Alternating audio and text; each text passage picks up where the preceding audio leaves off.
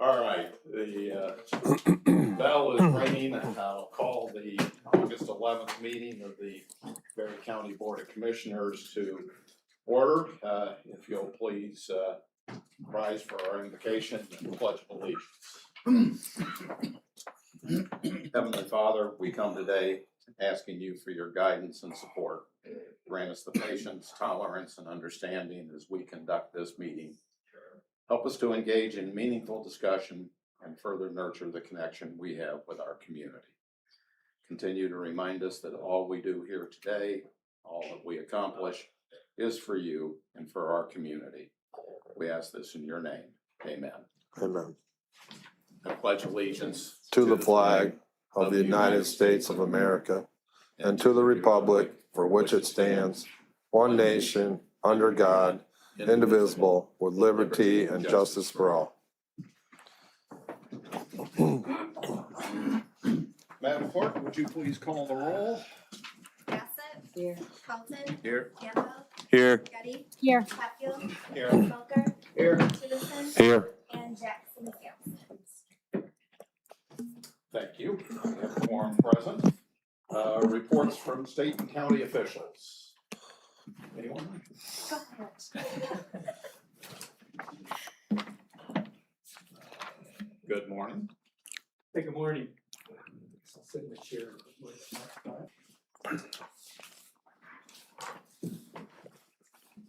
So I wanted to, this morning, just give you an update on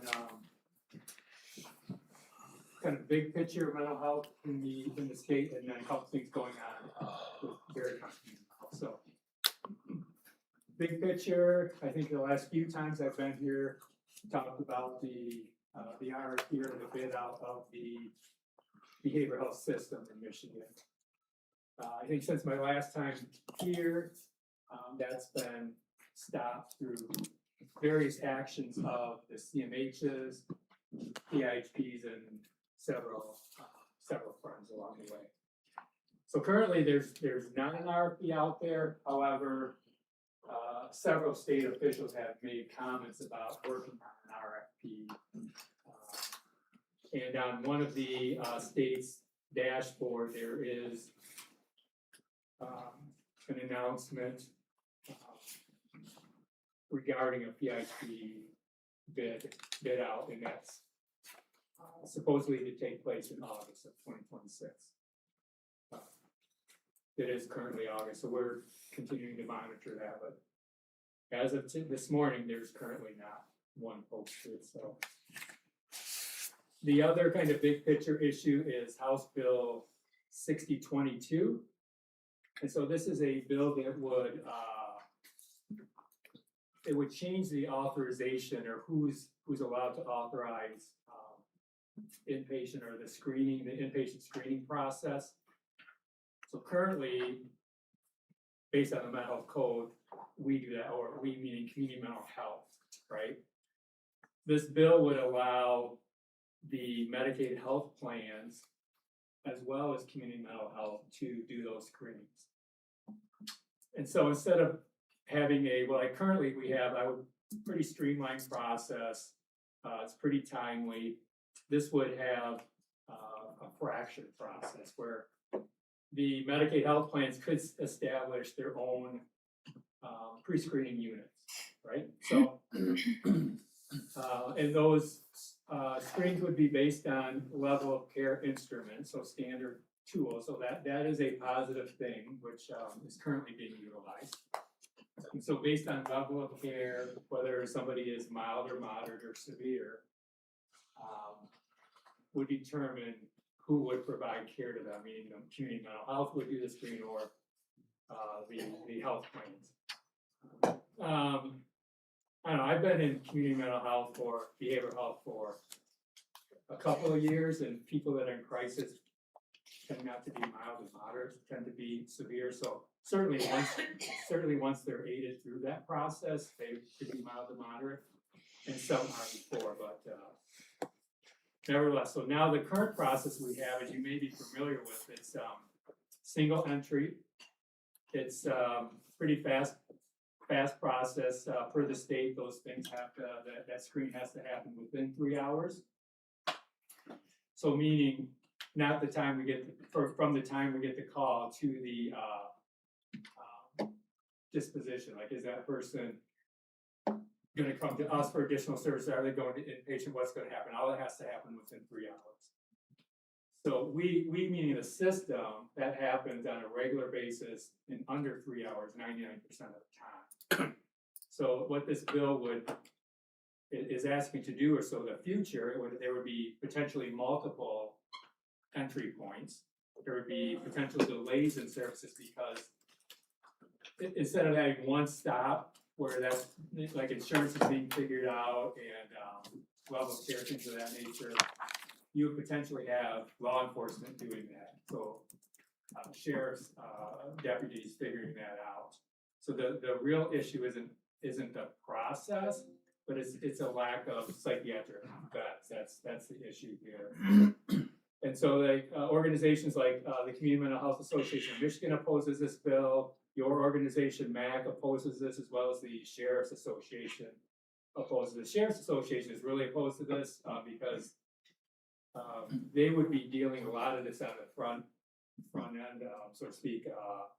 If this bill would pass, they would be not only picking up dealing with these individuals, but then also trying to determine, well, where do I bring them? What insurance do they have? And I don't know if Dar was here. I don't know if he's here. If you were to ask him, He's here. Because people probably don't have time for that. You know, we would want them to be involved in law enforcement activities. So regarding, see if I can flip my screen here. So things going on within our unit, the Bexar County Community Mental Health. We are seeing a continual steady increase in individuals served, so about a 3% increase from last year. But then we're also seeing a significant number of services that are being provided to those additional people. And I think part of that is due to the increased outreach and the change in outreach that we've made maybe about a year ago. So Brenna Ellison, who also does compliance and provider network, several things for us, has been engaged in specific outreach. So I think that's helped. We continue to get the message out that through CCBHC, people can just come to us. So it's not based on insurance. It's not based on level of care, or I mean not level of care, but diagnosis, ability to pay. They can just come. We continue to see a significant decrease in hospitalization for people that are involved in the ACT program. So if you look at individuals that were really struggling before they joined that program and where they are now, there's a significant decrease in hospitalization. So that's a huge positive for that individual, but there's also a community benefit to that as well. Through CCBHC, the state and the feds, they make us measure all kinds of things. We are doing quite well. We exceed most of the marks that they mandate that we measure, but just some of those things. So individuals with major depression, like is that in remission, or individuals that show up in the ER and have a substance use disorder, is there a follow-up visit within 7 and 30 days? Persons with major depression, are they being screened for suicide? Individuals with type 1 or type 2 diabetes, is there A1C control? So all of these marks, we are exceeding what the state says we should be doing. And so that indicates that there's a high access to services. There's a high coordination of services, and there's a high integration of services. So integration of physical health, mental health, and substance use disorder services. So that's all I have for you this morning, unless you have questions. I just have a comment from knowing people that are navigating the healthcare services, especially in sort of my generation, so our parents and family members.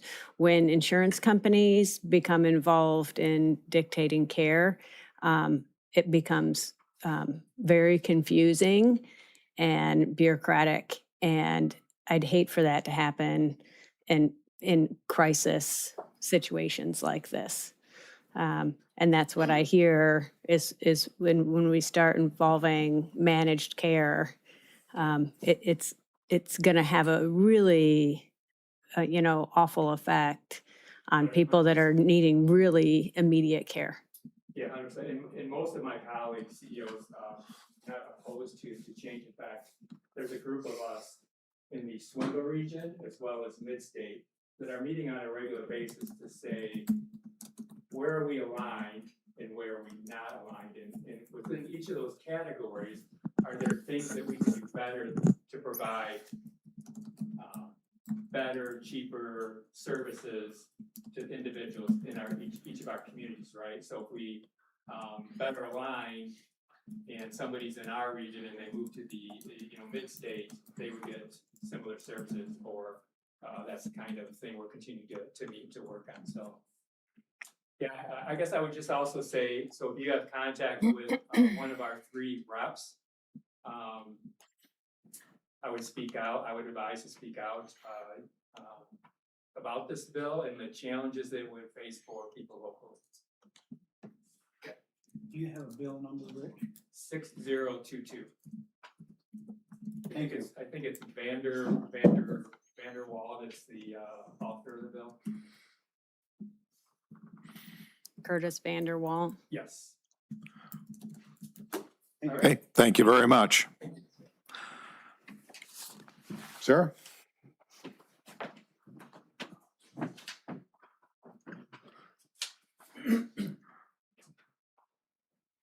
Alright, just wanted to give you guys an update. Some of you asked about elections last week, so I'll just give the board as a whole an update.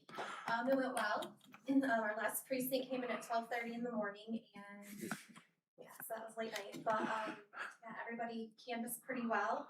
The Board of Election canvassers met Thursday and Friday, went through every township, every precinct, and there were just a few minor things that we'll go over with the townships to fix for next time, just, little clerical things, but, humans doing human jobs after, 16-hour days, little things get missed, but as far as any results, it just doesn't change anything, there. So the board's gonna meet tomorrow morning at 9 to finalize the, canvas and sign the certifications, and I'll be sending those out. Just some statistics overall. We had a 31.4% turnout for Berry County for this election. In 2024, it was 33.10, so we're within a little percentage and a half. Our early voting numbers actually went up. In 2024, we had 378. This time we had 1,155 voters. So we had just under a 2% turnout, which is a lot better than what we had 2 years ago.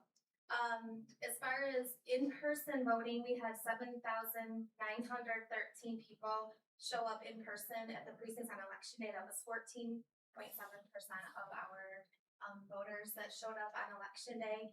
And absentee voters, we had 7,757 people vote by absentee ballot, and that was about 14.5% of our voters. So we're pretty consistent. We typically are. Oh, thanks. We are typically right around 30 to 33% for turnout for our August primary. So just wanted to let you know. Thank you. Welcome. Thank you very much. Yeah, appreciate all your work. Any other reports from state or county officials? Dar? Pardon? Yes. You're on the agenda, so.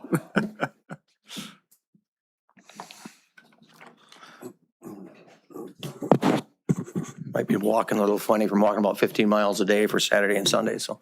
The Rock the Country went very well. And right around 16,000, maybe 17,000 on the inside around the stadium there each day. And we had very few problems. We did arrest one. He was pretty well lit, took a swing at one of my officers and hit one of my posse members instead. So got to teach them both to duck. But yeah, he sat in our jail there for a while. Other than that, like I said, a lot of knuckle bumps and people wanting photos with the police officers, and I think it just went quite well. So any questions for me on it? Anything you want to add? It was really fun. Yeah, it's fun. Yeah, you get to walk through amongst the crowd and everything. So they have it set up. We were doing traffic and working on the inside.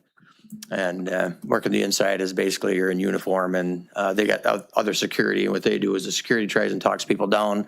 They can't get them talked down, and we make the offer. Either you do what the security says, or we go for a ride, and that works pretty much almost 100% of the time. So, any questions? I got one, but it's not related to Rock Country. I Oh, well, appreciate all you guys' efforts out there. Is there any flock cameras in Berry County? I keep getting all these questions about Yeah. these flock cameras. Middleville has at least 2, and then they're scattered throughout the county. Yeah, state police put them up on a lot of your highways. So is this a state mandated thing? or- It's not state mandated. They do a contract out with Flock. Yeah, Okay, so I feel the same way. what is the purpose of these things? All right, the way Flock, okay, I'm going to go by memory, and I haven't gone through this probably about a year. It's basically constantly records who's going in and out or through those cameras, right? But we cannot have that information unless we have a complaint number, and we also have to have a file class. And what a file class is like, if we're looking for somebody who is say did an aggravated assault, that file class is a 1302. So when we go make the request, we have to have a complaint number and a file class number before they'll release any of that information. There's a lot of rumors going on about some of the other stuff that they're collecting. That is nothing that we've been informed of. And so I'm trying to simplify it for you guys. That's pretty much how it works for us. So unless you get a specific request, you're not, Yeah, we specifically have to request the information. It could be, one of the things we used Flock in Middleville was we had these scammers coming out, and they're using AI now. And if any of you guys have been on any of the talk groups on the internet, somebody has access to your voice somehow. And what they're doing is they're using like a grandchild's voice who's in college, and they'll say, "Hey, Grandma, I'm in a Mexican jail, and I need bond money." They're sending the bondsman to your home. And by the way, for the rest of you, that does not happen, okay? Okay. And what happens is somebody comes to your home and takes your $10,000 it's going to take to get you out of the Mexican prison, and you never see the money again. Well, we managed to use the Flock cameras to track somebody, and we ended up catching them with I think $42,000 that they had dumped scanning in our area. So. Yeah, if that ever happens to you, just invite them on over, say you got the $10,000, and make sure we call us. We'll be right behind you in your living room waiting for them. Yeah, but they're handy for that. I understand another surveillance tracking device. I'm always uncomfortable with it. But what happens is we got it working this way today. 10 years down the road, how's it going to look? right. John? Oh, I'm sorry, it's your job. Can you tell me when we'll see cameras on our deputies? I'll double check on that. Those are batteries, and what we do is we send the policy on out and to the unions to make sure there's not a conflict between the contract and our policy. And if there's anything else that is something that just will not work for Berry County. And we did get some replies back from our deputies union, and so we're making those tweaks on that. So we're that close. We've got them on some of them, and it's that testing period. Make sure it works, and because when you're out doing the recording, that recorder on the body only records so much. Then you got to take it to a hotspot where it'll download into our system. Thank you. Mr. Chair, may I ask a question? Yep. While we're on the topic, have we been paying subscription, any fees that have been accumulating since about this time last year when we authorized the purchase? That I don't know the answer to. I don't know. Eric knows? Yeah. Do you know about how much? Off the top of my head, I don't wanna tell you, I don't wanna give you a wrong number. Maybe we can follow up. I can follow up with you, yes. My concern is just that we've had the cameras for over a year and it's taken a long time to implement and get them on the road. And when it was brought to us as an emergency purchase, that we, deviated from our regular budgetary calendar. I don't remember it being an emergency, but it was. Seemed like an it was- emergency at the time. Oh, it's since because was a it came in a mid-year package request. deal, that's why. Okay, well, I think, yeah, we're obviously interested, so Right. the more you can get us up to date on implementation, probably the better, so. Right. Okay, One more thing on the original topic, they plan on coming back next year too, so. Oh. Expect another concert next year, so. okay. All right. Anything else? Well, the first thing we expect is to be paid on a timely basis. And a contract. Yeah, that was kind of a headache, wasn't it? Thank you, All Dar. right, thank you. Any other comment from public officials? All right, we'll move into limited public comment. I do want to remind everybody that this public comment is limited to items on the agenda. 3-minute limit. So any public comment?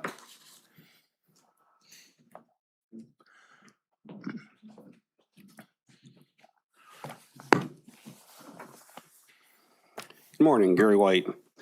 The Open Meetings Act does give you the opportunity to set your rules and stuff. The problem I see with the rules that were set, your chairman does not abide by them during the first public comment. He allows open public comment. You as commissioners have not reprimanded him in no means. So to say now we can only do it this time because we have a different chair, I think would not hold up in court of law, because you do have the opportunity, you do have the right to set your rules. But then it's your responsibility as a board to hold your chair to those rules. You have not held your chair to those rules numerous times, and he has even stated, I will let you do it this time. We've had Greg Moore in here talking off agenda items. So I think, at this point in time, you can't use the county attorney to defend yourselves because you're commissioners, you're elected officials. I don't have a problem with the rules until they're not upheld for everybody. Does that make sense?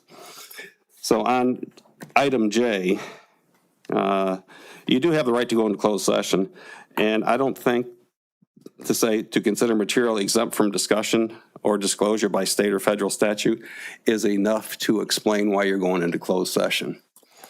You do have that right to go into closed session. I acknowledge and understand under the Open Meetings Act, but you must explain why you're going into closed session. You don't have to tell, and I don't believe that does that. Also, your last meeting, for the record, you're going to approve minutes. You have live streamed your county commissioners meetings. I send people to your live stream so that they can hear what you're talking about. I don't want them to take my word for it. I will actually go and look up the time frame and put it on there. Brought to my attention today, you did not live stream. I've been sending townships and stuff, people, to review the live stream from last meeting. I'm not sure why it wasn't live streamed, but that's a public record. I've also talked to them about the the need for the low bid to be here also interviewing. That to me is very important, because when you have a company that comes up there and says, I'll guarantee 30 million, but you had somebody else that says 27 million, the 27 million is an important part of your fiduciary responsibility to the people of Berry County. I think you really need to consider having them brought in. I've told many people about it. They can't review the live stream because apparently it was not live streamed for some reason last week. Did you commissioners know that as a body? That'd be something, it's important if you're going to have public records and a live stream, it's consistent. Thank you. Please wrap it up. Yep, I will go with that, but I said I would consider how you do item J. Any other public comment?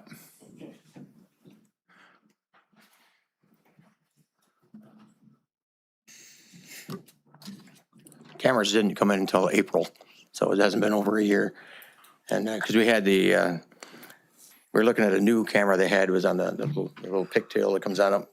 It's like a microphone, but it's a microphone and a camera. And they weren't completely set up for that, so we sent those all back and got the regular ones like what the state has. So it's been since sometime mid-April. All right, thank you. Any other public comment?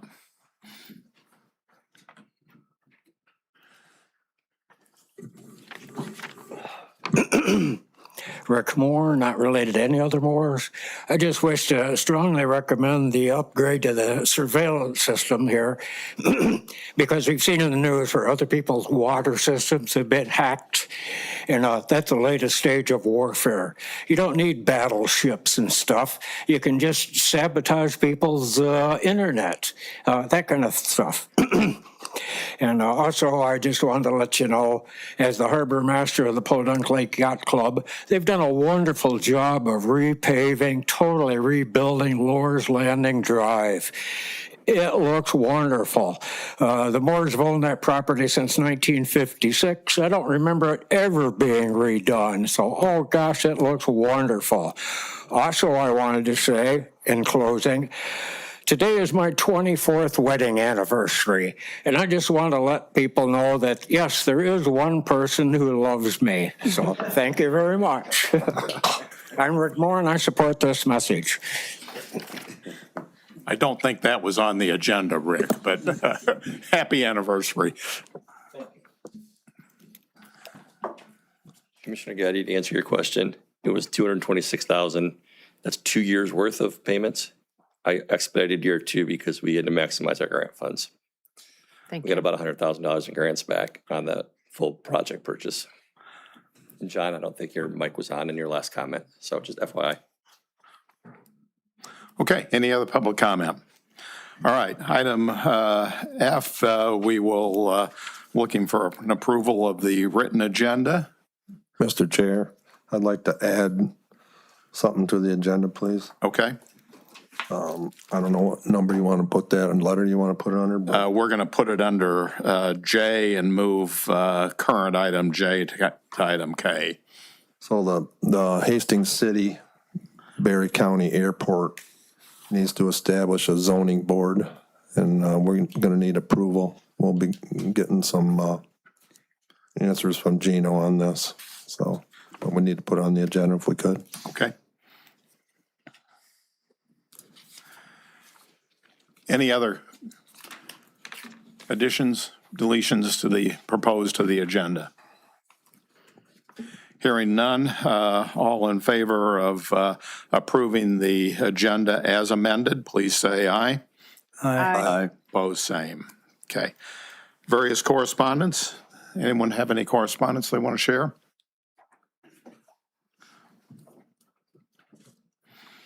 All right.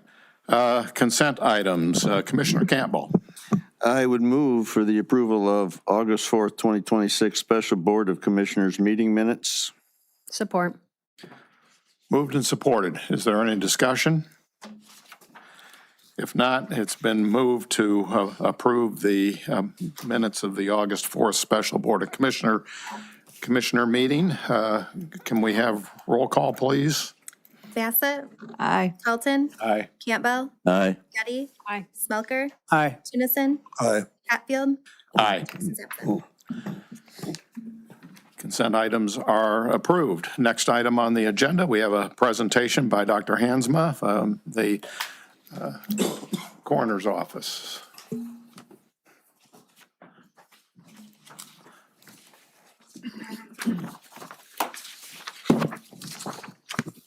Good morning, everyone. Good morning. I'm Dr. Hansma. I'm your medical examiner, and I'm pleased to be here again this year to present the data for Berry County. As I discussed with some of the commissioners before the meeting, you've got the big thick one, I think, in your packet that shows all the counties we serve, plus additional information about WMed and the goings-on there for what we do as forensic pathologists and medical examiners. I gave you the truncated version that is just your county data for you to look at. So you can compare those at your leisure, but you have in front of you in full color the county data for Berry County that I'll just walk you through briefly. On the very first page, that first table that you see there, 2025 numbers are running down that right-hand column. The total number of deaths in Berry County did go up slightly, but the total number that needed to be reported to the medical examiner office went down slightly. And that is actually kind of the trend throughout 2025, was most things were just down slightly from the year prior. In 2025, quite a bit of noise in the data across all my counties. Some counties are up, some are down. Yours happens to be down. So it doesn't really much mean anything as far as a larger trend that your numbers are down, other than I guess maybe to say that Berry County appears to just becoming that much safer place to live, I suppose, if we want to interpret mortality data towards the positive. Let's see, so total number of cases brought into the medical examiner's office also down a little bit. Total number that we needed to perform a complete autopsy on down. However, so if you're reading down that column, that's the number 17. That was the complete autopsies. And then you'll see the number 23 slightly below that. That's the total number of external examinations. So that went up, which means probably we were able to accomplish our jobs with x-rays and CTs would be most likely.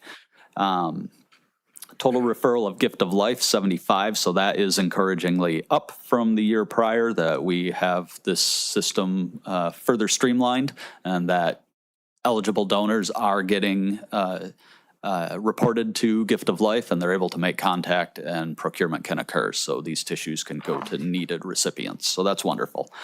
Let's see.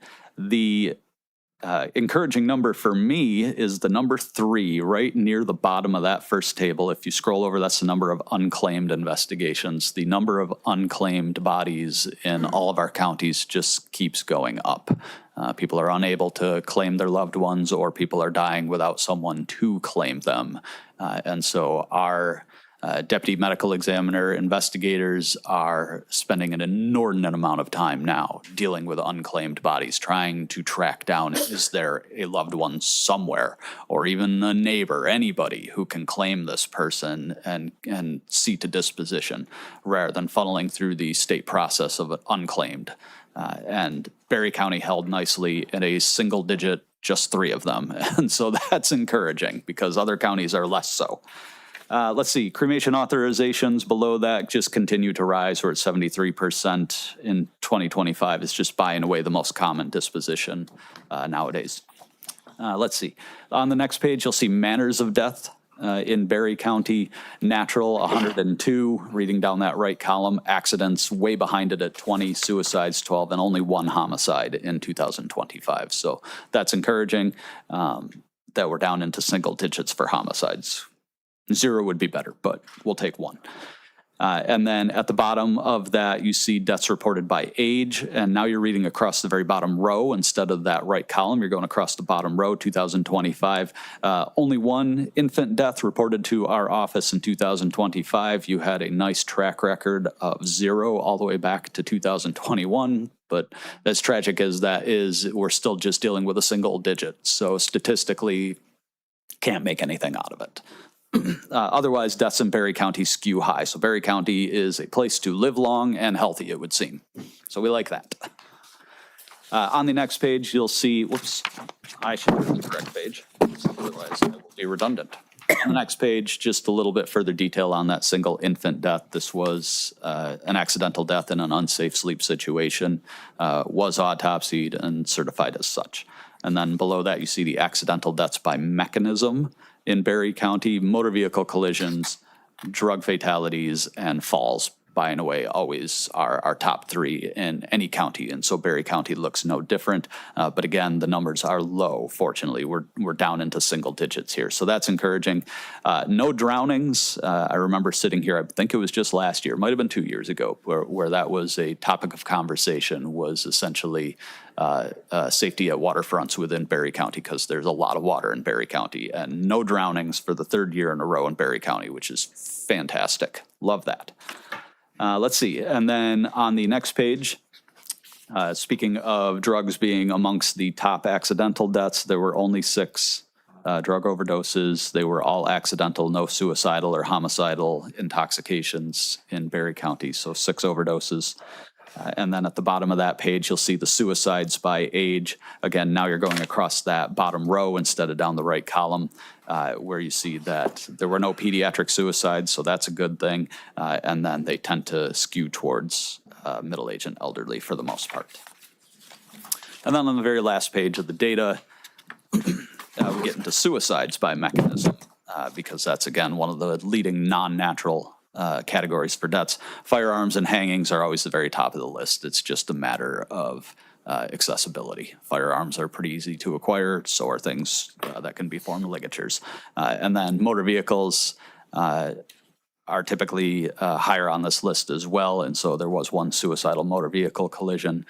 No carbon monoxide or drug intoxication suicides, no other asphyxial components.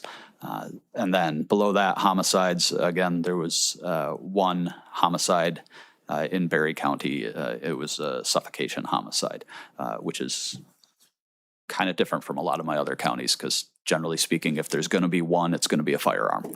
And that was not the case in Berry County. So that's the entirety of the data. Otherwise, things are pretty much holding their course at WMed in the operations of the medical examiner's office. There's nothing new or fun or creative to report to you, but I am happy to take any questions that you have. Commissioner Colton? Thank you, Mr. Chair. Dr. Hansma, when you say deaths in Berry County, is that people who physically died in Berry County, or might have they been transported, say, to a hospital in Grand Rapids? That is deaths physically within your geographic borders. So if a resident went to the hospital, passed away there, they would not be in these numbers? That is correct. Yep. The medical examiner's jurisdiction attaches where death occurs. So if a Berry County resident died somewhere up in Kent County, then it would be in their statistics, not yours. Okay, so is there any statistic out there on the mortality overall in county and out county of Berry County residents? There probably is. I would think you'd have to get that through the state registrar or Office of Vital Statistics. I only have the data where medical examiner jurisdiction attaches. Okay, and second question I have, falls. Are these people who died instantaneously upon falling, or might they have fallen and hospitalized and later get pneumonia and pass away from that? Yep, the vast majority are going to be elderly individuals who sustained a fall, they sought treatment, never recovered, maybe weren't a surgical candidate or were and didn't recover from the physiologic stress of the operation and ultimately died in hospital. But because it was a traumatic event that incited the event leading up to death, it becomes a medical examiner case. Okay, thank you. Yes, thank you. Other questions? Thank you. As always, interesting information. Thank you for a very concise summary of that. We appreciate it and appreciate the work you do for us. Thank you, everyone.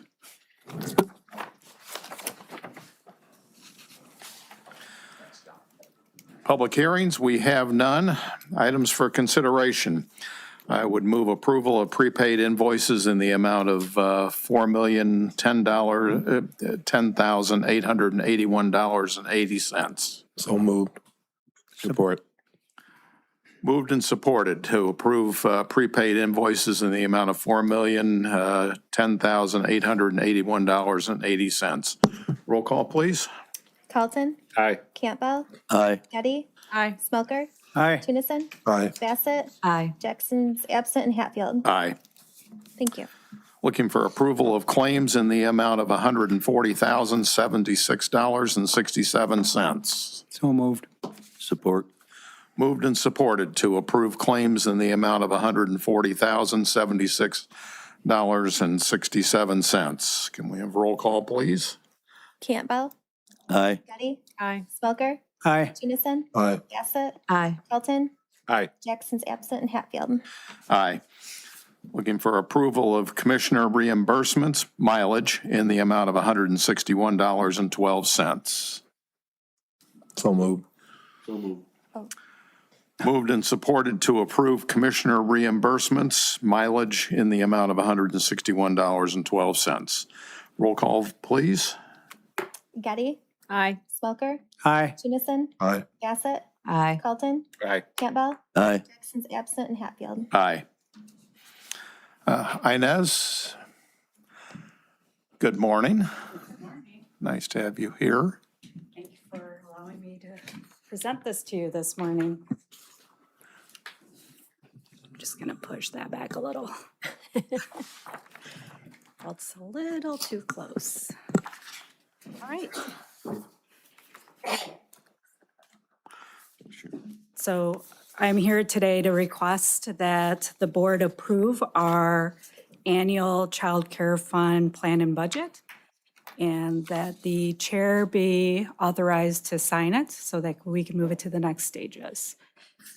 A little bit about the child care fund. I think we come here every year and ask that this be approved. This is a state reimbursement, somewhat, I'll equate it to a reimbursable sort of grant. The state reimburses us 75 cents for every dollar that we spend on programming for community-based services. And the state reimburses for out-of-home placement, so think detention, residential, foster care, 50 cents for every dollar that we spend. This year, we reduced our request. 2026, we requested $1,406,265, and this year we're requesting $1,215,540. And what we basically are doing is reducing the amount that we had requested previously for detention and residential placements, just to align closer to the trends that we're noticing. There's a big force and drive for community-based programming, and that's what we're focusing on. So basically, that's it. I'm open for questions if you have some questions. Otherwise, that's my request. Okay. Questions, Catherine? Can you describe what community-based services, what that covers? Yeah, that covers probation services, wraparound services, YSB services, so diversion type programs. YSB is a diversion pre-court involvement program. And then you get into the court-involved program, so probation services. What does YSB stand for? Youth Service Bureau. Yeah, so referrals can come from law enforcement, schools, or other agencies that have children involved in their programming that they've noticed that they need some additional support and services. Thank you. You're welcome. Commissioner Carlton? Did you have John? Inez, could you or Eric tell me, is there a fund balance in the child care fund plan? Yes, there is. I actually looked it up. Thank you for the heads up. According to the Berry County annual budget, it looks like there's a fund balance of $1,976,623.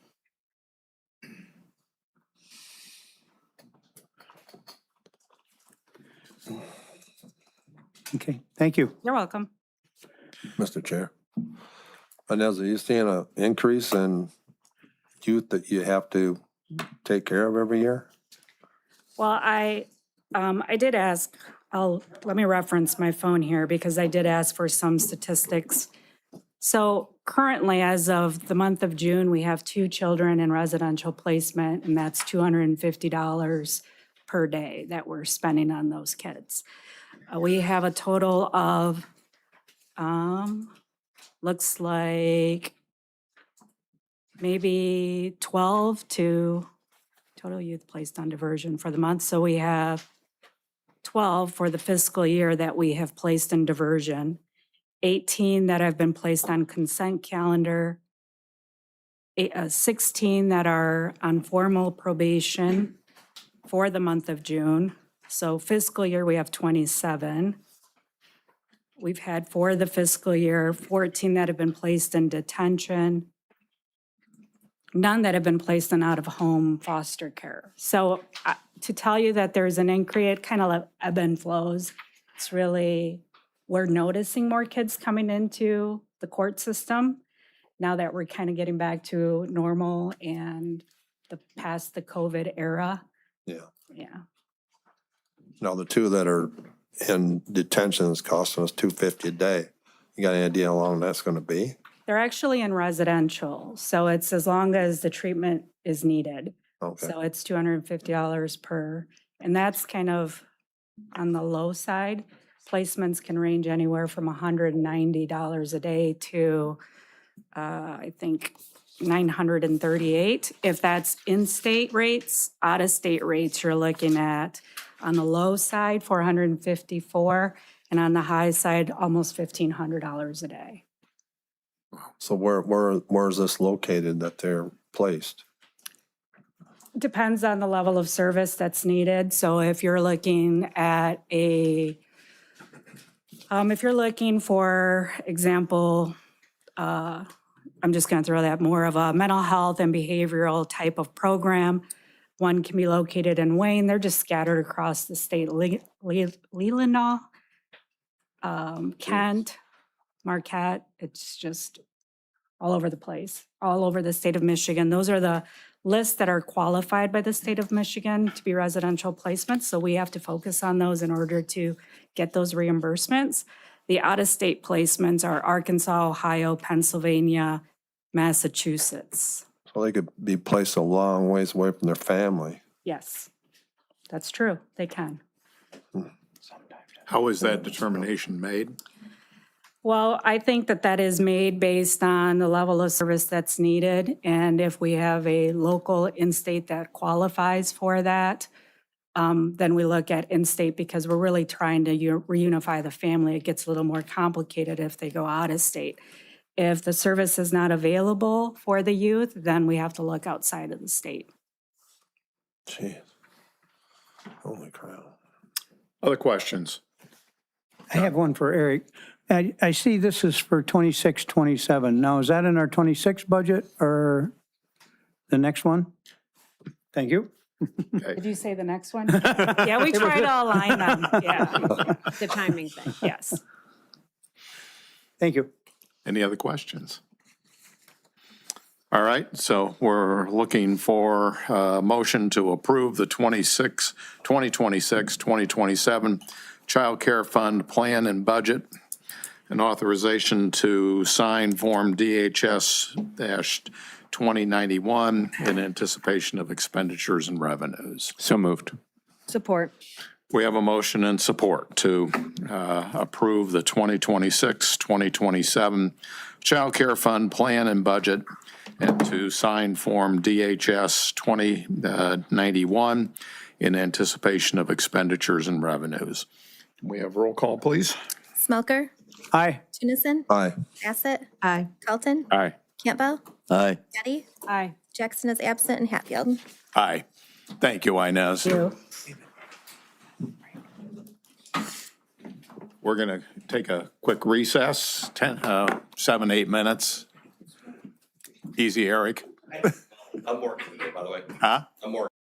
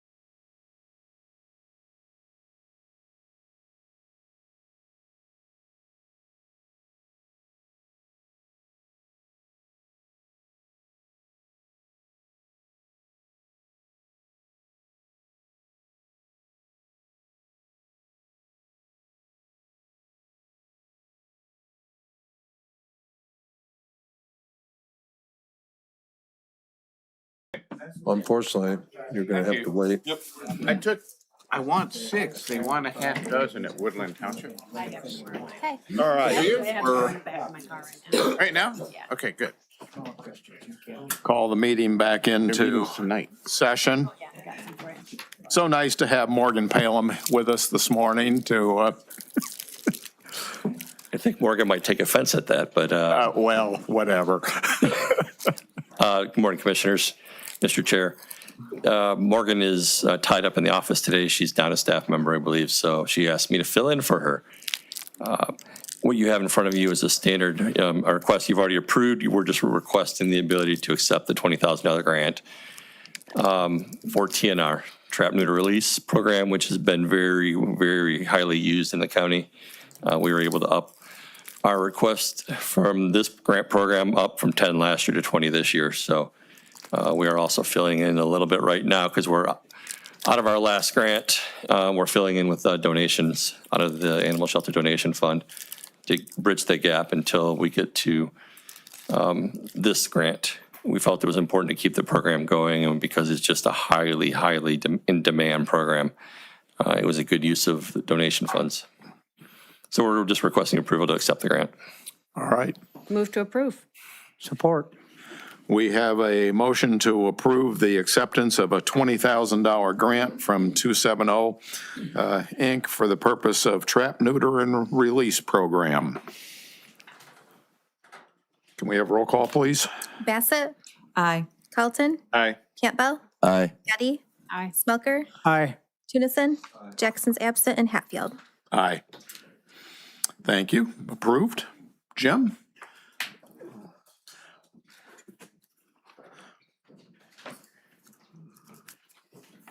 Good morning. Morning, Commissioners. We're back here for the full faith and credit for the Duncan Lake Intercounty project. We got a petition early in this 21-22. We got a petition from the road commission. We got one from the lake people, and we got one from the township to do something. They'd had 2 petitions previously. The engineers swore up and down that the lake came up in 2 to 3 days. I was there. I think Catherine might have even been there when they got flooded out, and it came up 6 feet in 6 hours. And so when I went to the intercounty board, I said, I understand your engineers are great, but they're wrong. So we got it moving forward. We've tried to take in, we've had 2 or 3 scope meetings in Berry County with the Berry County folks, making sure that we cover everything. Basically, we're doing woody debris management all the way down to Cherry Valley, which is the end of the drain, all the way up to Nofke, through Nofke, past 108th, all the way up to 100th Street. So any woody debris, trees down, trees falling in, whatever, they're going to take care of that. And they'll take care of the erosion at the time. Any bank erosion, they'll put rock and fabric on that. Ross Jackson got that section of the job. He also got the 2-stage ditching that we're doing up in Kent County. The farmers are losing ground because of erosion. So we're going to basically leave the bottom of the drain alone, step it up to high level, and widen it out. That will settle out a lot of the sediment and slow some of the water coming down to Berry County. On the bottom end, Nofke Road and Duncan Lake Road, we're putting new culverts in there. They're 10 by 24s and they're square, so they will convey a whole lot better water than what the 9 by 13 egg shapes are in there. Historically, you look at that drain and it was built as Duncan Lake was to be used as a detention pond. There's a lot of really nice homes on there, and the purpose of the lake has changed significantly in the last 50, 75 years. So by changing those 2, we will hopefully knock the top off the height flex and then also get rid of the water quicker. They said the water comes up and it stays 2 to 3 weeks. They can't use their boats because they floated down to their neighbor's property. Their docks sometimes are underwater. A lot of issues there. 108th Street, the road commission wanted us to change out the culvert there because right now 108th Street floods when you get a big rain event. and people didn't understand the physics of it.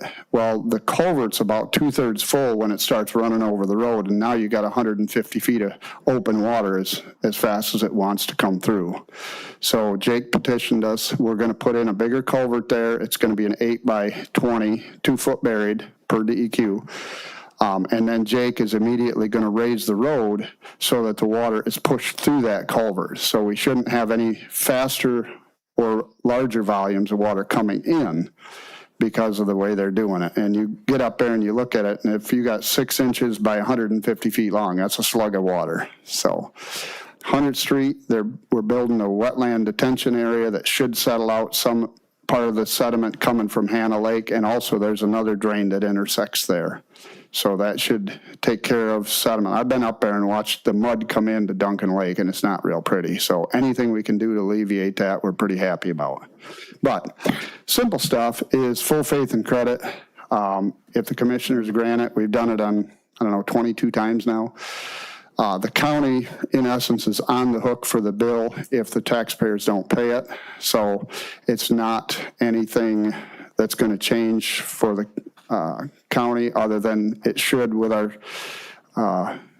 great credit rating. It should get us a little better interest rate for all the people in the district. Kent County's doing it. Allegan County's doing it. We're doing it. And then Roger Sweat, he's the finance guy on this one. And we brought the bond resolution, if you guys want to see it. That's going to go out to the banks. One really highlight is I've talked to Rob Raines with their High Point being taken over by the new bank. They were a little skittish about doing anything over a 5-year loan. Rob called me a few weeks ago and said, we're interested in bidding on this one too. They've been phenomenal for Berry County for many, many, many, many, many years. So we're tickled to death to have them back willing to bid for us. So I don't know if you guys have any questions on the roll. We are at 38%. It was a little bit of a discussion with Kent County because they said, we don't have a problem. Why are we paying anything? But we did, in 2020, I believe, we did a day of review, and they were tasked with 52% of the cost at that time because they have 52% of the land. Berry County has 38, Allegan has 10. And after a few questionable discussions with Ken Yonkers, he decided, and the engineers supported it, that you got the most land, you should pay the most of the bill. So they got 52% of the 4.475 million on theirs. Now, the road commission, we had long discussions with Jake Welch. He's phenomenal to work with, by the way. And he said, why would we want to take on bigger structures to be able to replace in years to come? And so we went through discussions, and they ended up ponying up $430,000 towards the 3 drain crossings we're doing. So that was really good of him. It was not pretty, some of the discussions, but he understood that there's life left in them, but if he had to change them, he would have this and more into changing them at the size they are. So, yes, sir. On the full faith and credit, that's for the 1.7? No, the full faith and credit covers the 4.475 million. And all 3 counties are doing full faith and credit on 4 million. Yeah. So it shows that all 3 counties are on board with this project, but we're on the hook for 1.7 million of it. Okay. I know it sounds kind of weird.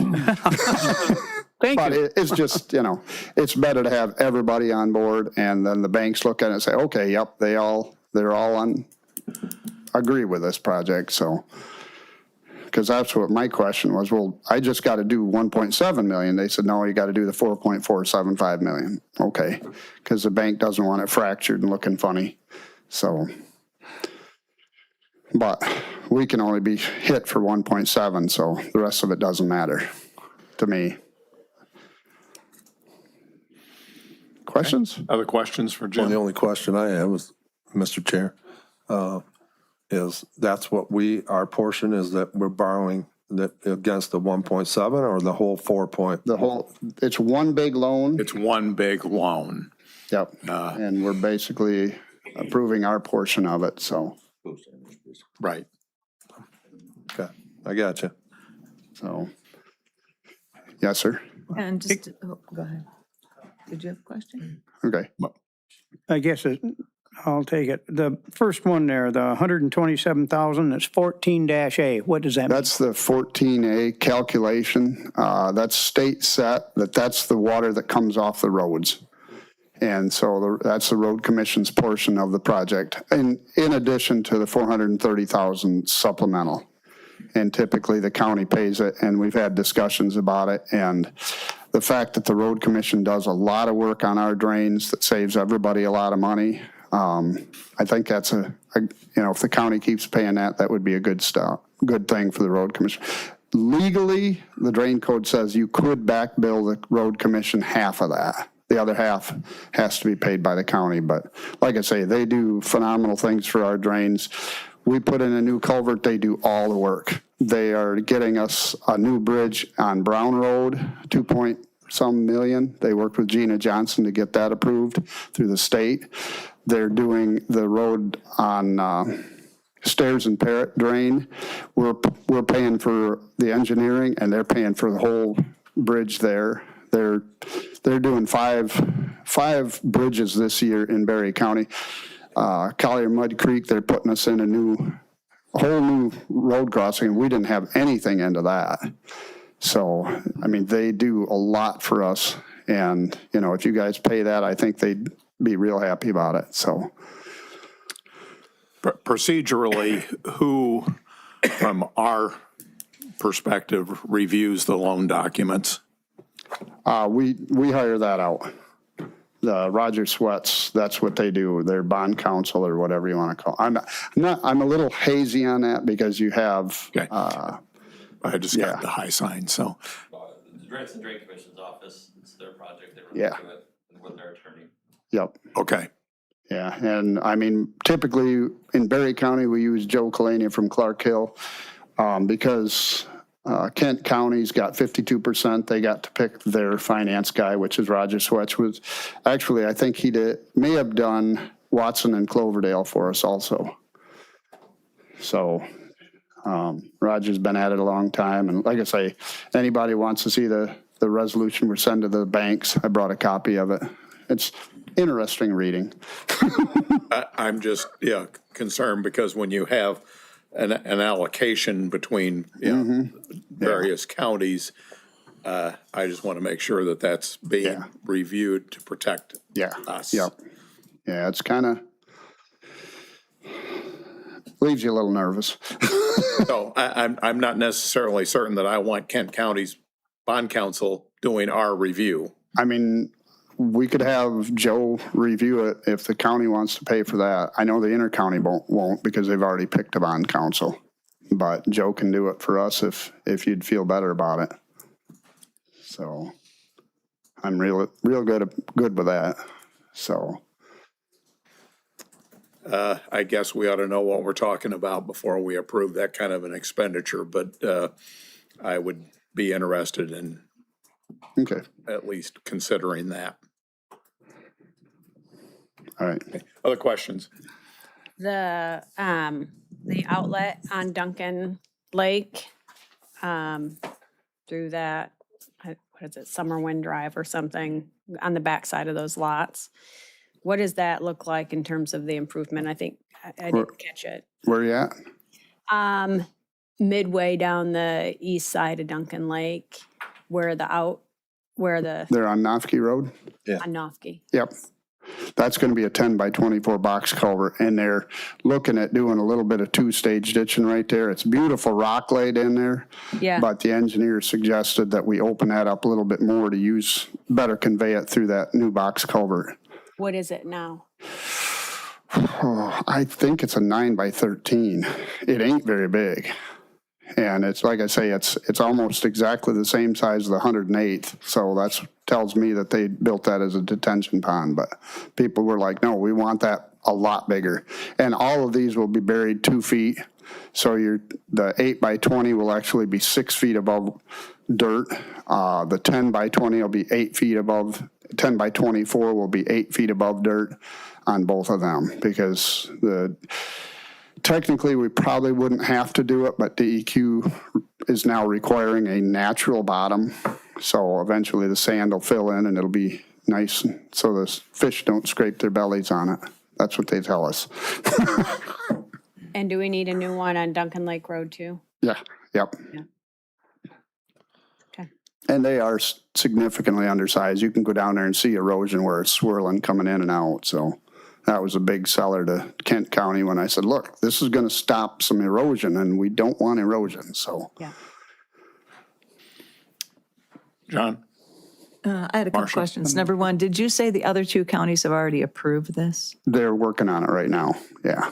Okay, and number two, so if I understand this correctly, if all the homeowners pay their assessments, then what is our liability other than what the road commission is? That's our only liability Yeah, here, right? yep. Okay. Yep.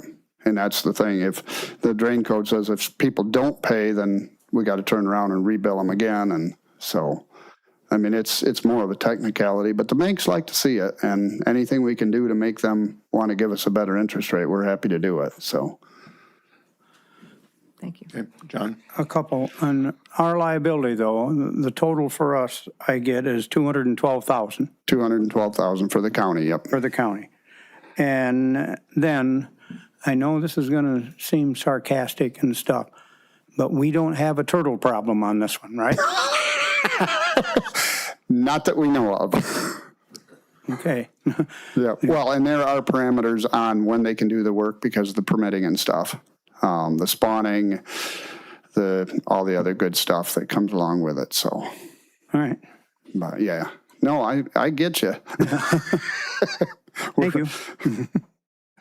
Okay, any other questions? Then I am looking for a motion to adopt Resolution 26-20, pledging full faith and credit to Duncan Lake Intercounty Drain bonds, subject to confirmation that the other counties have also done likewise. Yep. So moved. So moved by Okay, so motion to, support. Thank you. motion to adopt Resolution 26-20, pledging full faith and credit to Duncan Lake Intercounty Drain bonds, subject to confirmation that the other counties have similarly committed. Okay, Yep. have a roll call?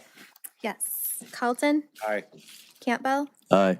Getty, Aye. Smoker, Aye. Tennyson, Aye. Bassett, Aye. Jackson is absent, and Hatfield. Aye. Thank you, Thank Jim. you. You Okay, kids have fun. Before Jim gets up. Uh-oh. You want turtle fencing at your house, don't you? You mentioned having our bond guy look at it. Yeah. Yes, I would like I to. agree with that. Yeah. Do we have to do anything? Well, what I'd like to have you do is talk to him, Yep. get an opinion from him as to, the advisability of having him as our counsel also review the documents. And Or he if sends so, them out. well, give us a quote on it. Okay. Couple hours. What's that? Probably look at a couple hours. Yeah, but- So it's $100,000. Okay. So do we want to go ahead and approve having Jim contract for that review for an amount not to exceed $1,000? I say yes. Okay. I That say- That's motion? covering our county. Motion? Yep, I'll make that motion. Support. Okay, we have a motion and support to direct Jim to talk to our bond counsel to contract to review the loan documents at an expense not to exceed $1,000. Clarification, I would not make it our bond counsel. Our bond counsel, Mark Hamilton. Oh, okay. The drain commissioners Bond bond counsel. Okay, so corrected. All right, moved and supported. Roll call? Carlton, Aye. Campbell, Aye. Getty, Aye. Smoker, Aye. Tennyson, Aye. Bassett, Aye. Jackson's absent, and Hatfield. Aye. Cool. Thanks. Appreciate it, guys. Thank you, Jim. And ma'ams. Have fun. Sarah? Resolution number 2. Oh, okay. For that item, For my item. for your item, okay.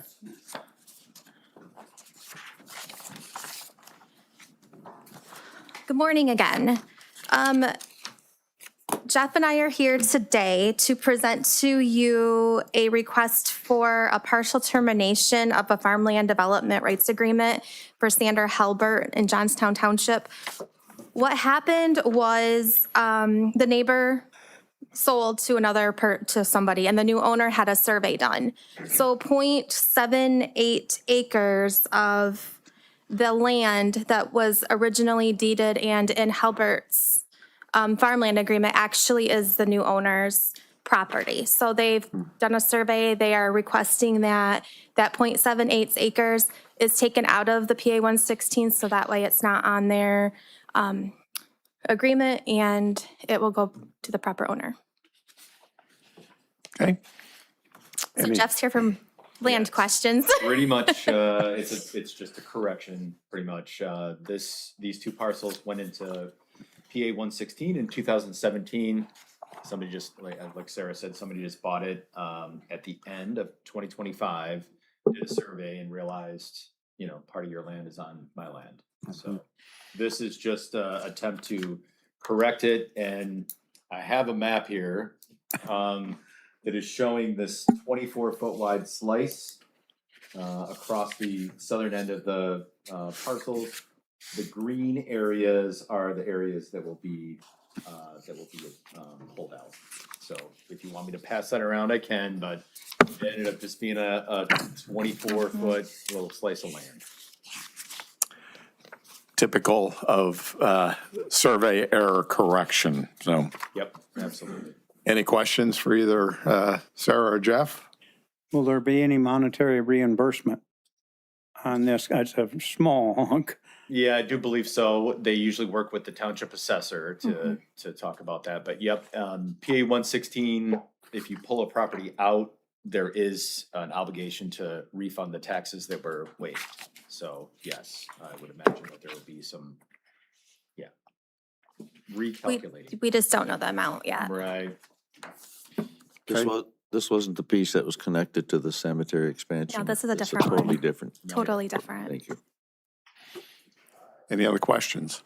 Okay, Sarah had distributed a draft resolution, but there is a correction to that. The resolution number is 26-22, not 26-16. So I'm looking for a motion to approve Resolution 26-22, resolution for a partial termination of a farmland development rights agreement for agreement number 08-43634-123128 for Sandra E. Halbert, located in Section 17 of Johnstown Township. So moved. Support. It's been moved and supported to approve Resolution 26-22, resolution for a partial termination of a farmland development rights agreement for agreement number 08-43634-123128 for Sandra E. Halbert, located in Section 17 of Johnstown Township. Roll call? Tunison, Aye. Campbell, Aye. Bassett, Aye. Carlton. Aye. Getty. Aye. Smelker. Aye. Jackson is absent, and Hatfield. Aye. Thank you. Thank you both.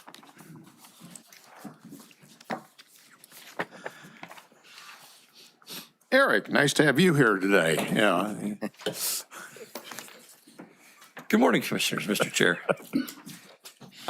In front of you is a draft, or not a draft document, a document that has been approved by the Brownfield Redevelopment Authority that I am presenting to you for your consideration. We can either use this as an introduction and have discussion, or at the end of it, if you're not ready to approve it, you want updates, we can look at that, or you can approve it at the end of this discussion. So under state law, Brownfield Authority, if you recall, I think my first meeting or just before my first meeting, we had the Mid-Villa project on the agenda that was approved after much discussion. But state law has been expanded to allow Brownfield Redevelopment Authorities to be used for housing. to really encourage and incentivize workforce housing. However, it's pretty broad. I mean, you can use it for up to 30 years. You can use it for a lot of different items.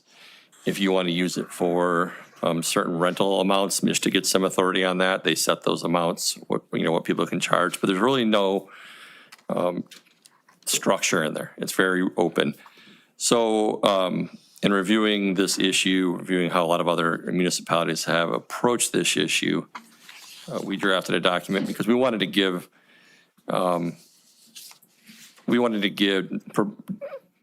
developers an idea of what we would be comfortable with.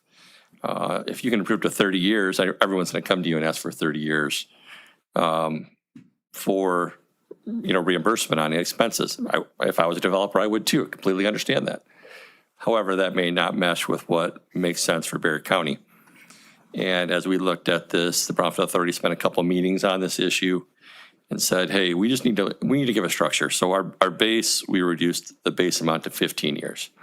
And we laid out all the potential uses, what items you should be looking at before you come to us, the different master plans, the different planning documents that every community puts together, the county has put together. It references items in the act, section 2 of Act 381 talks about eligible property. And we run through all these things. So this document is not just for housing, but it's for all TIF captured by the Brownfield Redevelopment Authority. Housing just is driving a lot of these discussions because it's going to be, everyone's looking at going, oh, I can get that to build a subdivision, or I can get that to redevelop an old building. And don't get me wrong, as a former economic developer, I wholeheartedly support these type of incentives because in a lot of places it's necessary to make projects happen. The question being, we need to make developers tell us or justify to us why we're giving them the level of incentive to make a project happen. I think the days of just saying, this is what I want and it's eligible under the law and you're going to grant it, I don't think we should do that. I think we should really put their feet to the fire and make them bring their numbers to the table and say, hey, this is why I'm asking for 30 years. This is why I'm asking for 25 years. The key on this is it allows capture up to 30 years, but it also gives us the ability to capture 5 years as a local to put that money back into our county. So in fact, if we're going to do that, it limits capture to 25 years. As I already told you, we're limiting capture to 15 right off the bat. But again, they still have to justify that. You have the ability to say, no, we're not going to grant it. The Brownfield Authority has the ability to say, no, we're not going to grant it. So if you look through here, page 4 talks about, or page 2, sorry, item 4 talks about eligible activities, all the different items you can spend money on that are eligible under the act. That last item being captured for the local Brownfield Fund is what I just referenced for that last 5 years. There's additional activities for housing projects. A lot of those things, when the BRA was first established, was limited to what they called core communities, county seats, urban areas. A lot of our rural communities wouldn't have applied for them. Nashville, Delton definitely would not have had a chance at any of those funds.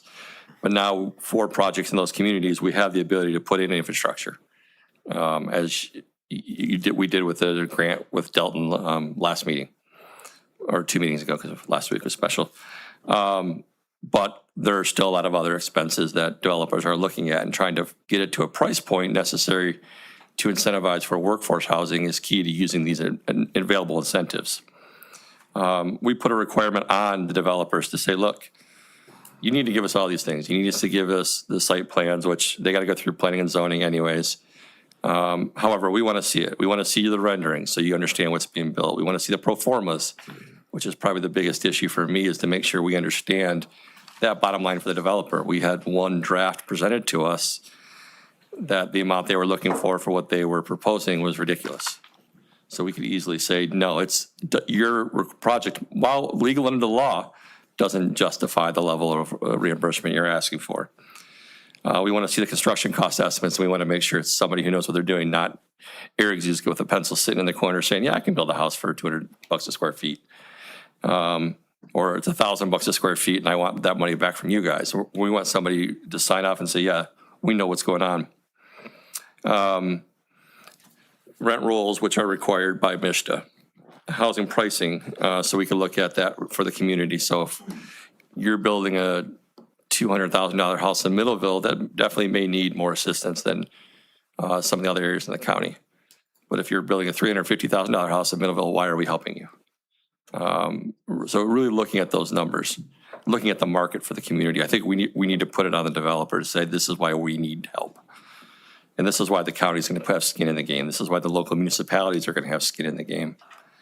And honestly, this doesn't happen unless the local municipalities are partners with us. So they have to go to the locals first before coming to the county.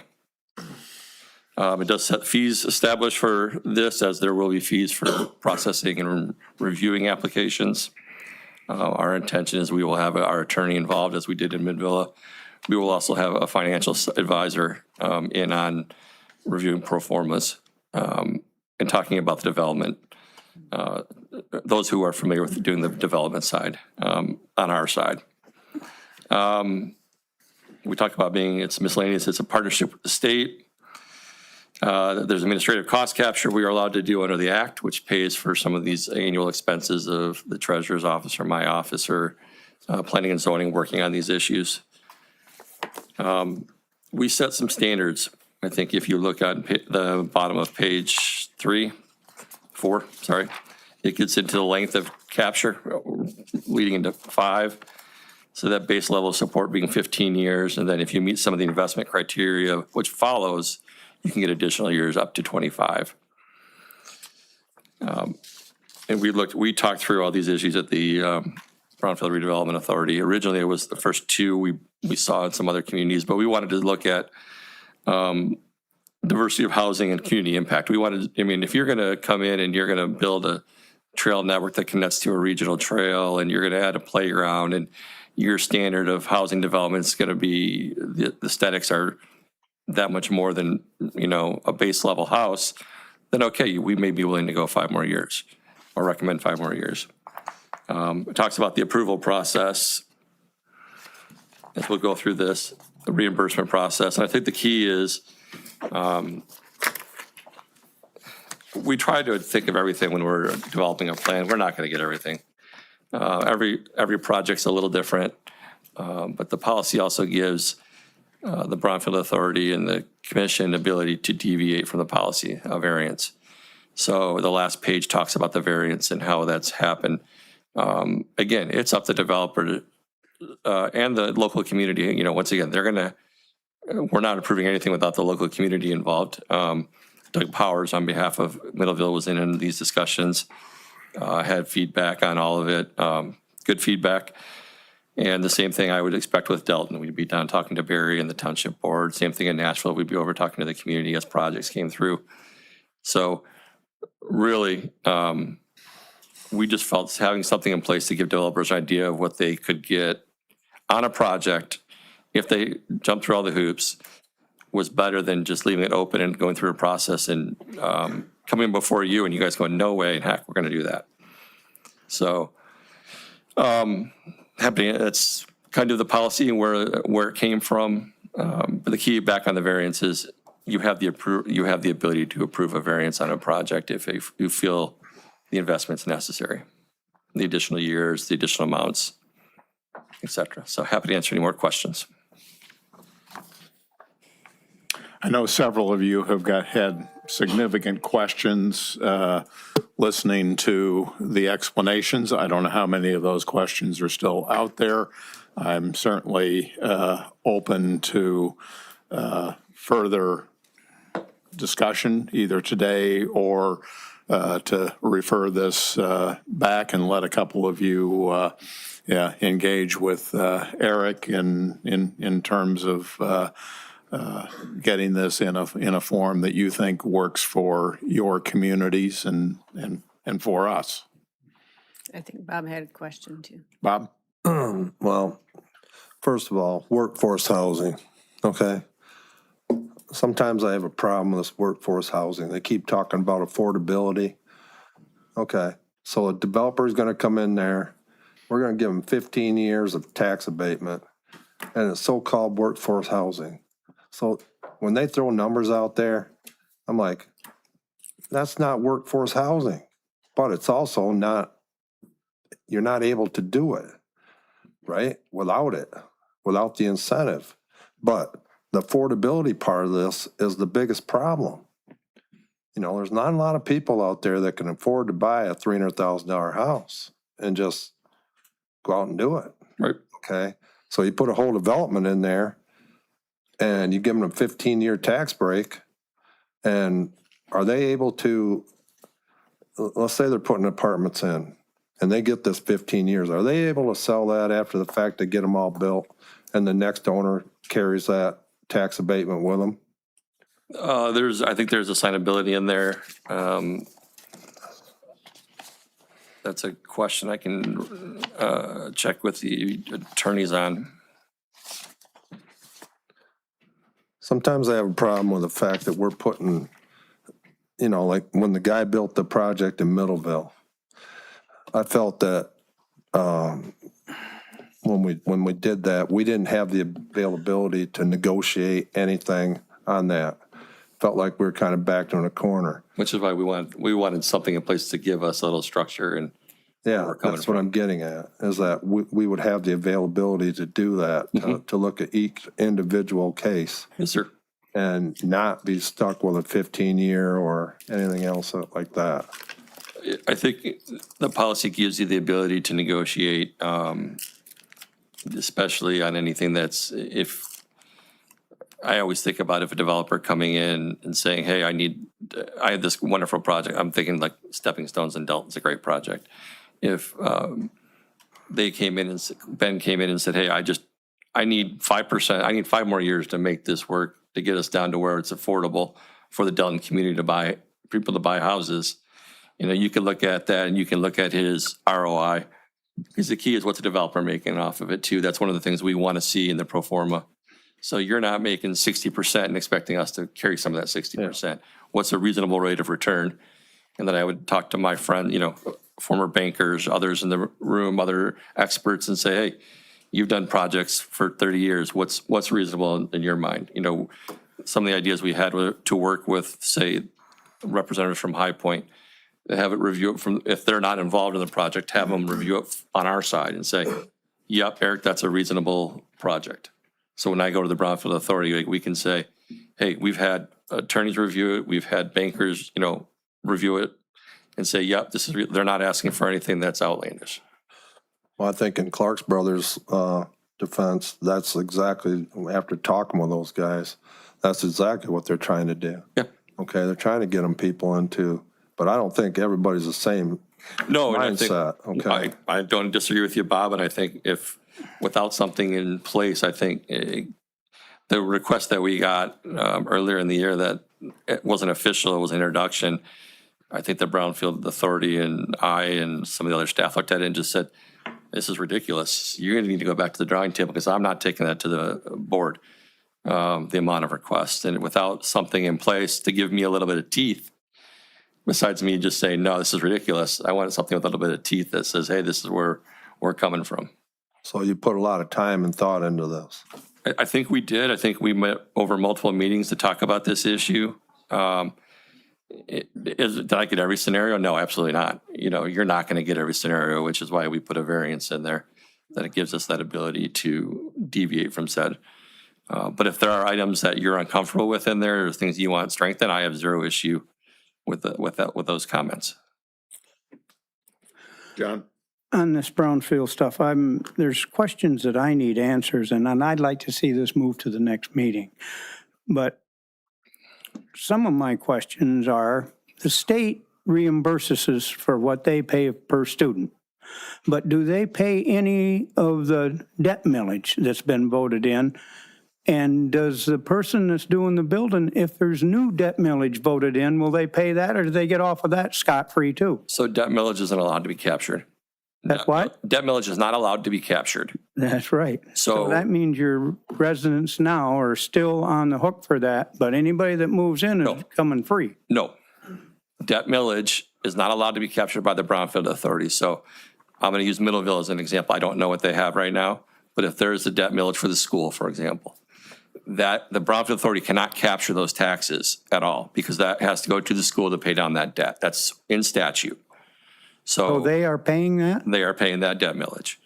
and then they are also paying emergency service and millage. There is an aspect of this agreement that says if you pay emergency services, if you come to an agreement with the local emergency services, we can give you another 5 years. That's in that community impact section. And that was one of the discussions we had in Middleville was if you're going to come to the board, and Doug representing the village was right there. If you're going to come, you're going to want to talk to, Thornapple EMS and, look at the sheriff's department up there to say, hey, we're losing X. So you need to enter in a contract, which I believe that was being discussed in Hastings as well, since we're not part of the Hastings has their own authority, their own process. But looking at that was the way we said, hey, we're going to meet that gap for EMS and fire and police potentially. It gives that ability, and it gives them an incentive. If they want 5 more years, you're going to need to enter an agreement with the local municipality. But yeah, those are good examples of the holes that are in the state legislation. And if the approving municipalities don't understand what their true costs are associated with a development and how they can structure a TIF to still allow them to capture those essential costs, then the community loses. And that's what, we're trying to make sure that there's a full understanding and review process that allows the taxing entities to protect themselves. I also, on this, when we done Middleville's, Thornapple Township never voted on this, their board. And I think it should come through the local entities first before it comes to us. It does go through the local entities. The question comes down to who's got approval authority on a project. And because this is in the village of, Midville was in the village of Middleville, the village is the approving authority on the project. And just like if it's in the city of Hastings, the city of Hastings is the approving authority. In Nashville, the village would have the approval there. And if it's just in the townships outside of the village, cities and villages, then the townships have those approving authorities. So my guess right now is you'll see a request from, the Stepping Stones project at some point. So we'll work with Barry and everyone down at Barry Township to work through this process to make sure, we have it. This is a slightly unique county in the standpoint that we have, planning and zoning at the county level for several townships. So Jeff Kiesler and his staff will do a lot of the review, but in Middleville, we don't have that there. And some of the townships, we don't have that. So we'll be working with each entity to make sure that all the review is done correctly from planning and zoning, from the impact to the community, just to make a project, see if it's feasible and supported by the community. If the community is not going to support it, I would be hard pressed to see the Brownfield Authority send it to you for approval. I would like some more time to review it and get some questions answered. I'm not sure that necessarily can happen by the next meeting. Well, I would guarantee you I can't. When I'm during my report, I'll tell you why I can't. Yeah. But and I don't think there's a major hurry. I think if we get something in the next month or two, we can take it through and still say, hey, we've got a bones of a policy in there. So you want to use that as guidance to put things together. And obviously every project's a little different. So We want this to be a resource for, Right. all of the political units, Right. just to make sure that, or do everything we can to help them understand the full implications and what flexibility they have, not just the fact that the developer walks in and says, I want this. Right, because every developer is Is going to do eligible, that, right? And so they'd be crazy not to knock on that door. Right. absolutely. But in the case in Middleville with the project that was ultimately not brought to Brownfield and not moved through the system, is that they spent a significant amount of time, energy, and resources to get to that point.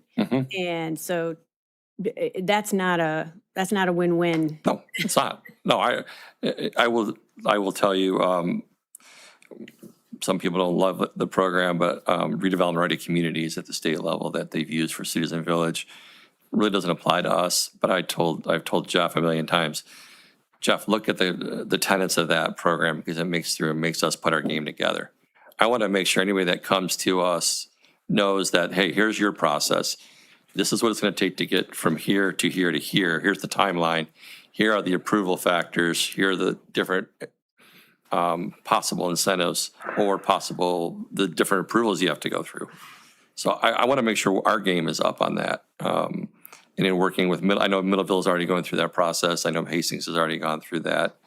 But as the planning and zoning for the rest of the county, or not all of them, but most of the rest of the county, we need to make sure our game is ready. And I want developers and other people to know, even me as a resident, I should know what it takes to get through a application process. And I mean, it's as basic as, saying, is this a piece of property that we really need to offer incentives on in order to get it developed? Or is it so highly desirable that no, this is not? And so, to your point about the municipalities in which we do planning and zoning for, generally, those are the communities that aren't going to be seeing pressure from development. The high pressure areas have established planning and zoning departments of their own. So has there been intentional reach out to those communities that are doing their own planning and zoning? Because I see those things like Yankee Springs, Thornapple, that are likely going to see a project come forth, and I'm not sure they're ready. I would say at this point, the Brownfield Authority, we had the input from Middleville proper, the village of, because Doug represents Middleville on the board. Dan King was there from the city of Hastings as a representative to put this together.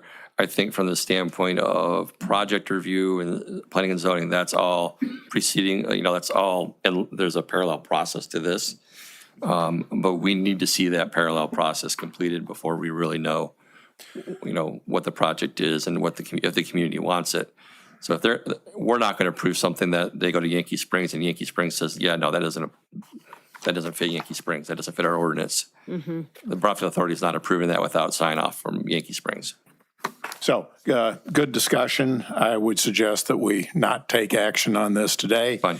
And any questions that you have, as soon as you can, share those with Eric, and Eric may then want to convene a group to have some further discussion on it. Yeah, happy to do that. And but we're not going to put a time limit on it because I know what Eric's next few weeks look like. So.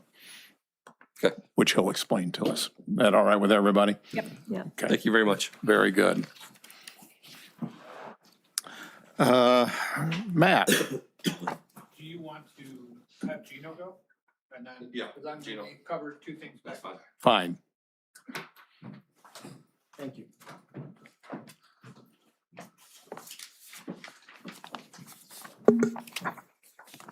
Morning. So what I have before you today is the airport is creating a zoning board. And then we're going to create, that board is going to appoint a commission and then appoint a board of review. So what we have today is I'm asking you to support, the board has appointed Louis Shaw as a member at large for our zoning board. And Lynn Smith was appointed by M.Arrow for the type that we have. So we're going to ask you to support those two appointments. And then we're asking that you vote on the need to appoint Jeff Kiesler to the board, Bob Tunison, David Tosova to the Hastings City Airport Zoning Board. So do you have The issue questions? here is that FAA imposes significant restrictions on what can be built in spaces around airports. And, different airports have different levels of restrictions. But, you can't build a 1,000-foot tower 500 feet off the end of our primary runway. So this group will end up putting together a zoning plan that will then be superimposed over the zoning regulations that exist in the county, the city, the townships, to make sure that they're coordinated. The issue now is that the townships, the city, even the county, are not necessarily clear on what limitations need to be imposed on those areas that border the airport. And so this is the process that MDOT has put in place to assure a certain level of communication between airport authority and local governments to make sure that nothing is missed. Marcia? So we can do this outside of the way we appoint to other boards? That we do the Community Mental Health Board or what other boards? The process is actually set up by the state, so we're following their rules, if you will. So it is different, but we're following the guidelines that have been established to do this. Thank you. So when surrounding townships may have a cell tower or other projects exceeding a certain height, they have to go through the regional airport planning? No, actually, board? the idea is that this group will establish what those standards are, where they are to be imposed, and they will be shared with those local units so that when a project comes in, it's kind of like an overlay zone. Okay. Oh, yeah, so that we're trying not to make the approval process more difficult, but we're trying to make sure that the information is out there in usable form. I mean, a good example of this was that Rutland had an application to put a cell tower in, which they had indicated that they would, on a preliminary basis, that they would approve, only to find out after the fact that it was, Right off in the end of our violation. runway. Yeah. So what happens right now is I don't want to bore you with all the different acts, but basically, once you go above a certain 200 feet, then you're required by the FAA to go to the Tall Structures Act, okay? So that's great until you get a guy that wants to build a 199-foot tower to, escape all the federal regulations. In the incident Mr. Hatfield was talking about, we had somebody right off the end of our runway wanting to build a 199-foot tower. Well, if you don't understand how the airways work, that would have literally eliminated the end of our runway for instrument approach procedure. So we were able to catch that. And there was various reasons it was rejected. It really didn't have anything to do with us at that point. So what the overlay does, if you can imagine upside down wedding cake, we're going to have rules for certain areas, and that's all laid out publicly, and that's where MDOT has to approve everything. So we can't just willy-nilly come up with a rule that says, we don't like pink cell phone towers. So they actually have to approve all of the rules that we would come up with. Then those would be available to the public. The other thing that this does is it gives a method of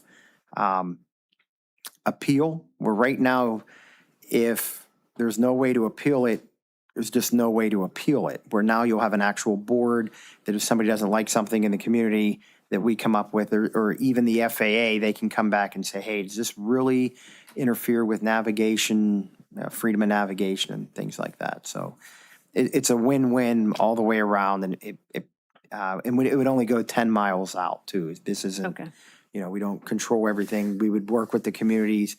So there's a lot more into this process. This is just probably the third step in the process.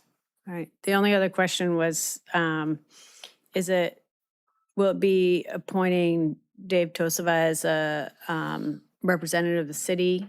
You know, his term is coming to an end. Actually, no, this is separate. I mean, he's on the airport board right now, but this is separate. So you can appoint pretty much anybody that we want to go with. We want Not in his capacity with the not as city. competitive, right? That's why we have to come to the county. The city doesn't approve this. It has to do with some MDOT Aero rule that the county actually has to approve who's on that board. Okay. All right, other questions? If not, then I'm looking for a motion to appoint Louis Shaw as member at large, Lynn Smith as a member, and then Jeff Kiesler, Bob Tunison, Dave Tassava. Support. Moved and supported. All right, roll call, please. Bassett? Aye. Carlton? Aye. Campbell? Aye. Getty? Aye. Smoker? Aye. Tennyson? Aye. Jackson is absent and Hatfield. Aye. Okay, Gino, thank you. So how many celebrities did you host over the weekend?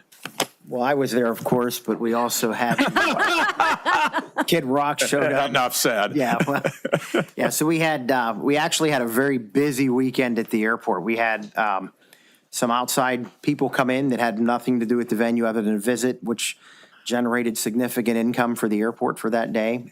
We had John James. He showed up in his helicopter, and we had some airplanes that came in from out of state just to visit the concert. So last year we had none of that, and this year we had a lot going on. It took everybody. I think we started out at about 6:30 in the morning, and we ended the day the next Sunday morning about 1:30 in the morning. We finally got everybody off the ground and were able to shut it down. So it was